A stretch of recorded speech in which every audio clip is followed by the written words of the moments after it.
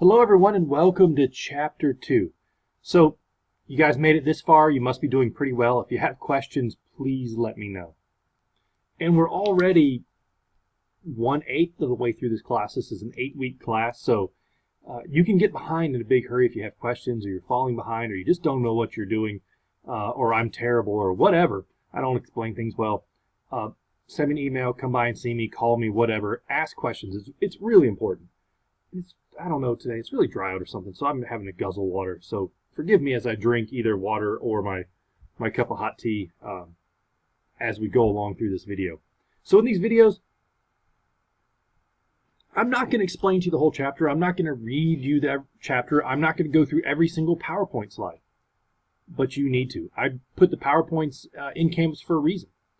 And a lot of it is it highlights the important parts of the chapter, and some of them I'll talk about, some I won't. But also, I don't know if you noticed in Chapter 1, a lot of the questions that you see in the quizzes come directly from the PowerPoints. Now, some come from other places in the chapter, but you'll see a lot of these things right here in the chapter. So, let's start off by going through and starting with Chapter 2. Chapter 2 is just a big overview of the human body and how we name and look at a few things. And the first thing, let me get myself out of the way here. There we go. Is talking about the organization of the human body. And I would bet that you've seen or heard this before, that the body, when we look at it, we start at the smallest level, the cellular level, and individual cells. You have a bunch of group of similar cells together, you get a group of similar cells together, and you get tissue. You get a bunch of different tissues that may or may not be similar, but they're working together, and you combine them together and you get an organ. And this is where people get confused. They're like, well, doesn't all organ tissue have to be the same? Not necessarily, right? Like in your heart, the muscle tissue is very different from your valves. So they're both different tissues, but they're working together to form a single organ. You put a bunch of organs together that are working on the same thing, you get a system. And then the organism, well, that's us. We're a giant organism. So moving through here, if you look in page 2.1 of your textbook, you'll see all of the anatomical position, or all of the terms that we use to locate positions on the body. And one thing that you have to understand is the anatomical position. And you can actually see that. Let me move my little cursor right around here. In this person right here, they're standing up, eyes forward, and palms facing, you can't really see me, palms facing forward. So you're standing there, palms facing forward. That's the anatomical position. So when we start describing people, we're almost always doing that. I'm just going to laugh at myself for a minute because I can still see my camera, and I did a really good job of putting myself in the anatomical position so you can see my hands and all that, and then I realized I'm not recording. But I'm not going to go through all these terms. I think you can read them. I think it's pretty self-explanatory throughout the video, or throughout the textbook. So there are 3 major planes of reference. And if you've ever had like an MRI or CT, or if you ever looked through some, you'll remember some of these terms, right? The median term, the frontal, or the coronal, or the horizontal transverse. You kind of just got to get an idea of what these planes are. And it makes a lot of sense if you're looking at like an MRI or something like that. And you look at, you're like, what the heck are the coronal images? And let's say you're looking at the knee, and all of a sudden you're like, oh, the kneecap came first, so I must be looking through the knee from the front to the back. And that's coronal, right? Horizontal, top to bottom, median, from the middle out. They all kind of make sense when you're looking at the images, maybe more than what it describes, like just try to imagine it in person. So the body cavities, I think you get that. The abdomen, though, gets a little, I don't know, weird. And don't blame me. I didn't do this, right? I didn't create this. I didn't make this up. Let me get my picture. I don't know if you can see when I move my picture or not. Anyway, we divide the abdomen into 4 quadrants. Right up, we draw a line. And then we start with the right upper, the left upper, the right lower, and the left lower. Easy, simple way that we try to differentiate the quadrants. But we also break it down into 9 regions. And people get confused sometimes because they're like, why do we have quadrants and then say 9 regions? Simply put, in a quick, fast, in a hurry physical exam, we use quadrants because we're in a hurry. We don't have time to really break this stuff down, and we can get the general idea. When you're doing a more detailed evaluation of something, you break it down into the 9 regions. So you do have to know these things. again, it's memorization. Sorry, it's one of those things that you have to learn along the way. So you'll see in the PowerPoint now that there are a bunch of questions and a bunch of answers. And I am not going to go through all those because I think you can get them. But I do want to move down to slide. I'm going to get there in just a second. Slide number 32, because you guys will see some of these things again. And a lot of people have heard the term adhesion before because a lot of people have them. And adhesions can happen in all kinds of tissue, but it's basically just when two things stick to each other that don't normally stick to each other. It can cause incredible pain, uncomfortableness, and you got to get them apart somehow. Sometimes it's done through physical therapy and manual manipulation of like muscle tissue.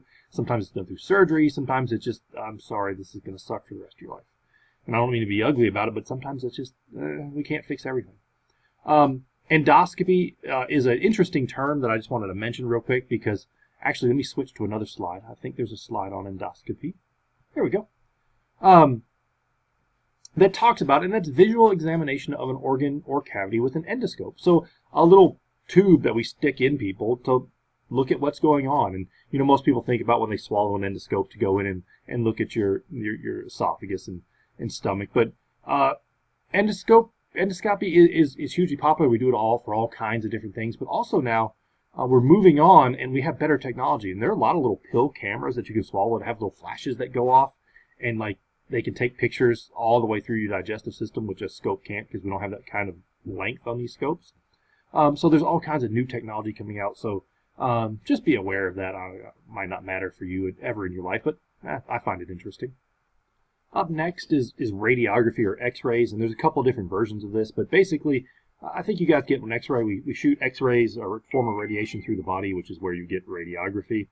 And then, you know, you're like, okay, what's this radio-opaque dye? Well, sometimes we use radio-opaque dyes as markers, like it either sticks to something or it'll make something stand out more. So we use radio-opaque dyes a lot for certain types of radiography. Now, there's also something called fluoroscopy, which is basically continuous x-rays so we can see what's going on. So let's say I'm a surgeon or I'm putting something into your body. I need to know exactly where it's going. I can use fluoroscopy to see exactly what I'm doing without cutting you completely open. It's kind of a neat procedure.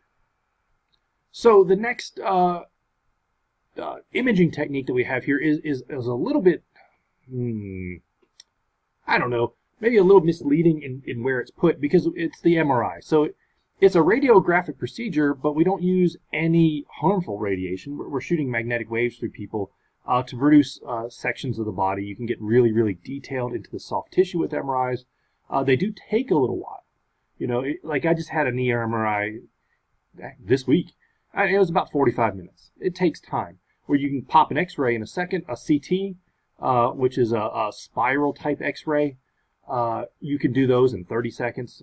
So MRIs do take a little more time, but you do get a little bit more image. All right. The next thing, ultrasound. We use ultrasounds. We bounce ultrasound sound waves off of your internal structures and then get the response, or the signal back, and we create an image. You think of this most often in like babies, right? Pregnant women get ultrasounds, and you can see the baby, and it's fantastic. But we use ultrasound for a bunch of other different things. You can look at like carotid arteries with this. You can look at some of the internal organs. You can look at the volume of a bladder, which it says right here. You can do all kinds of different things with ultrasound. It's probably underutilized a lot of times. And it just is because we're figuring out how to use it now. And the ultrasound machines themselves are getting better, and we're able to look at more detail with them. All right, the next thing here is PET scans or positron emission topography. We shoot some, we put an IV in, and then we give you some radioactive dye, a tracer that sticks to stuff. And it usually accumulates in the most rapidly metabolizing tissues. So a lot of times we're using PET scans to look for cancer, to look for cancer, right? Because cancer is a cell or a group of tissues that are rapidly, they're going faster than they should be in that area. And so if something shows up hot on a PET scan, a lot of times it's cancer. And that's what we're looking for. All right, let me scan through the rest of this chapter here. There we go. And there are some vocabulary words that honestly you just have to know. Starting here in this chapter, you just got to memorize stuff, right? It's medical terminology. Probably not going to be like your favorite class ever, because it's just a memorization class like you had in vocabulary back in the 8th grade or something like that. So sorry, but we do have to start looking at some of these things. Anastomosis, that's when we're sticking things together. Cauterizing, that's when we're burning or freezing things to destroy damaged tissues or to stop blood vessels from bleeding. All right, moving forward. I think that's really about it in this chapter. Read the chapter, though. Look through the PowerPoint. If you have questions, let me know, and do all those things before you take the quiz. If not, I'll see you in Chapter 3. Have a great day.